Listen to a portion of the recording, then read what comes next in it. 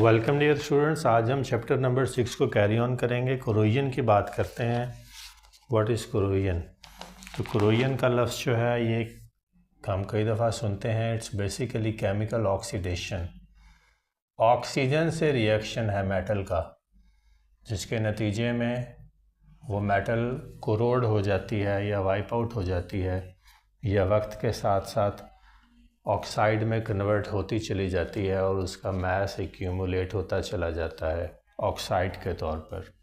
This is chemical oxidation. और ये oxidation किसकी प्रेजेंस में नेचर में टेक प्लेस करती है?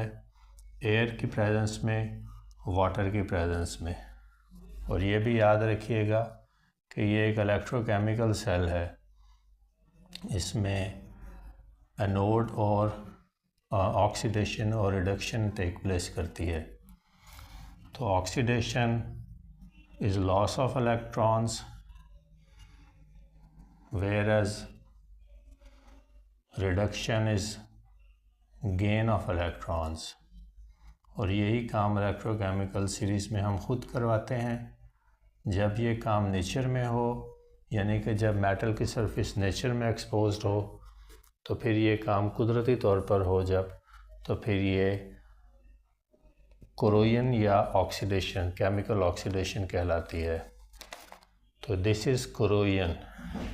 तो एनोड है और कैथोड है, एयर है और वाटर है। तो मेटल की सरफेस जो है वो जब इन कांटेक्ट आएगी एटमॉस्फेरिक ऑक्सीजन से in the presence of water, तो फिर एक ऑक्साइड फॉर्म हो जाएगा। इस केस में आयरन का ऑक्साइड और साथ वाटर के मॉलिक्यूल्स भी।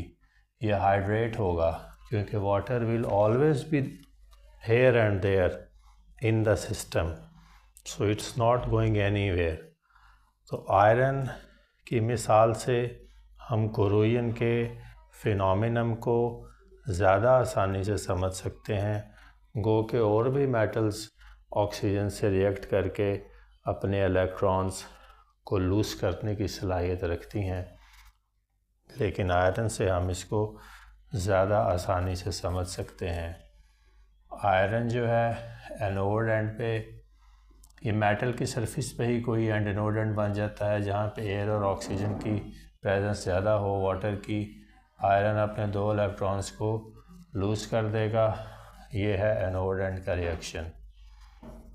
और कैथोड एंड पे गेन ऑफ इलेक्ट्रॉन्स होगा, तो ऑक्सीजन जो है वो इन इलेक्ट्रॉन्स को गेन कर लेगी और हमें जो है वो वाटर के मॉलिक्यूल्स मिलेंगे।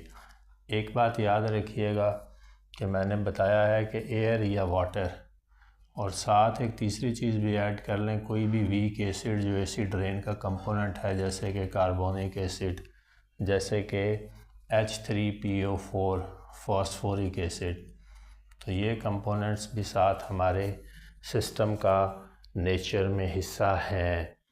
तो ये वाली चीज़ें तीनों जो हैं, वाटर हो, कार्बोनिक एसिड हो, फॉस्फोरिक एसिड हो, ये प्रोटॉन डोनेट करने की सलाहियत रखते हैं। तो ये प्रोटॉन डोनर का काम करेंगे। तो ऑक्सीजन 2 इलेक्ट्रॉन्स को गेन करने के साथ साथ इस प्रोटॉन से भी इंटरेक्ट करेगी, तो हमें कैथोड एंड पे पानी मिलता रहेगा। इसीलिए ये जो ऑक्साइड फॉर्म होगा ये एक हाइड्रेट होगा, क्योंकि कैथोड एंड पे जो वाटर फॉर्म हुआ वो भी इस सिस्टम का हिस्सा है।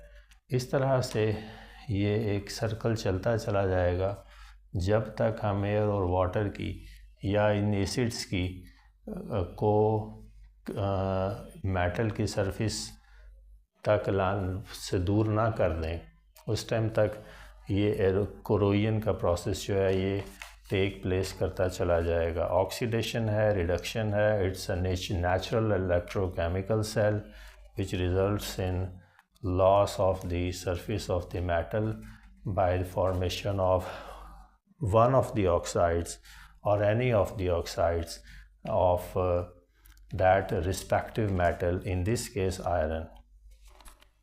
यही जो केमिकल ऑक्सीडेशन है या इलेक्ट्रोकेमिकल सेल की अगर बात करें, तो इलेक्ट्रोकेमिकल सेल में एक अच्छा इलेक्ट्रॉन लूज़र होता है और एक अच्छा इलेक्ट्रॉन एक्सेप्टर होता है। दो प्लेट्स होती हैं, एक एंड पे ऐसा मटेरियल जैसे कि जिंक है जो रेडिली Zn+2 आयंस में सॉल्यूशन में बनता रहता है with the loss of 2 electrons,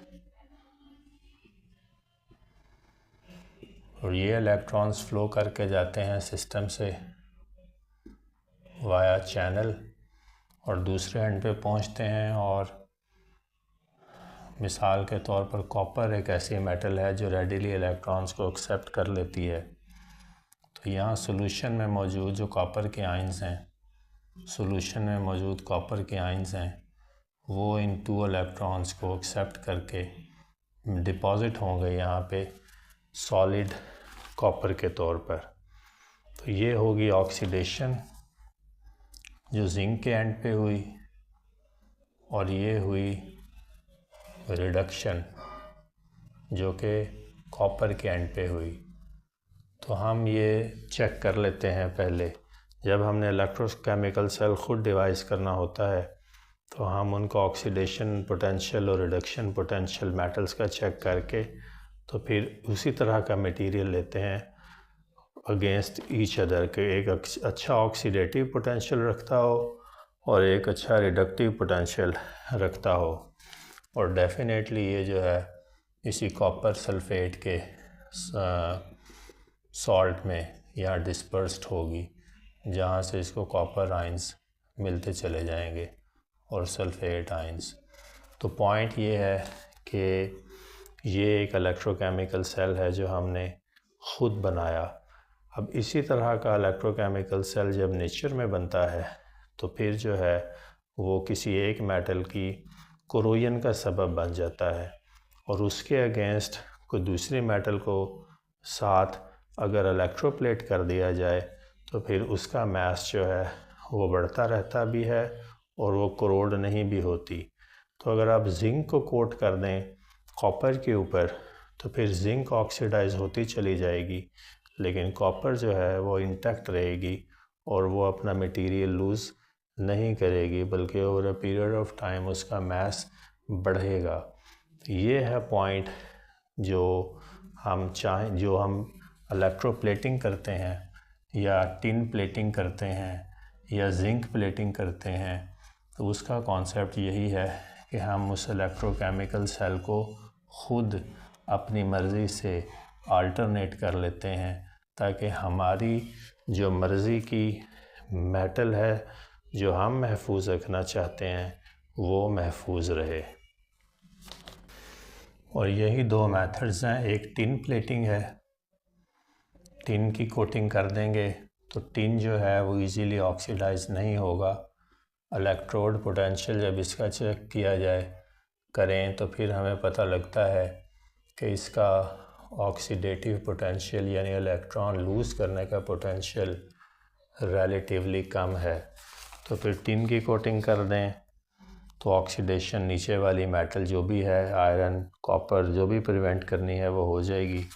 और अभी जिंक कोटिंग की बात की, वो तो करके भी देख ली हमने अभी इलेक्ट्रोकेमिकल सेल में, ये ख़ुद ऑक्सीडाइज होती चली जाएगी लेकिन अपने नीचे वाली सरफेस को ऑक्सीडाइज नहीं करेगी। तो पॉइंट ये है कि किसी भी मेटल की कोटिंग की जा सकती है, नीचे वाली मेटल बहरहाल महफूज रहेगी। तो ऑक्सीडाइज होगी तो ऊपर वाली मेटल होगी। टिन जो है वो रिलेटिवली लेसर है in oxidation, in oxidative potential, लेकिन अगर एरोड या करोड हो भी जाए over a period of time तो भी अंडरनीथ जो मेटल सरफेस है वो इंटैक्ट रहेगी। और इसी तरह से अगर जिंक है ये ऑक्सीडाइज होता चला जाएगा भी तो जो नीचे वाली मेटल है over a long period of time जो है वो एग्जिस्ट करती रहेगी। तो ये है इसमें जो बात हमने समझनी है। तो अगर हम जिंक की सरफेस को जिंक कोटिंग कर दें आयरन की सरफेस के ऊपर तो जिंक अपने 2 इलेक्ट्रॉन्स को लूज़ करके जिंक आयन फॉर्म कर देगा, जिंक +2 आयन, और जो आयरन है वो इन 2 इलेक्ट्रॉन्स को गेन करके जो फेरस आयन है वो आयरन के तौर पर डिपॉजिट होता जाएगा। तो पॉइंट ये है कि ये ऑक्सीडेशन है और नीचे रिडक्शन है, ये इलेक्ट्रोकेमिकल सेल है, और सादा लफ्ज़ों में गैल्वनाइजेशन है, और ये जो है हमारा कोरोजन को रिड्यूस करने का काम देगी। अब जो है वो अंडरनीथ जो मेटल है वो बजाय इसके कि ऑक्सीडाइज हो, वो रिड्यूस होना शुरू हो जाएगी किसी दूसरी रिड्यूसिंग मेटल की वजह से, यानी कि किसी दूसरी मेटल के रिड्यूसिंग पोटेंशियल की वजह से अब वो रिड्यूस होगी और ऑक्सीडाइज नहीं होगी।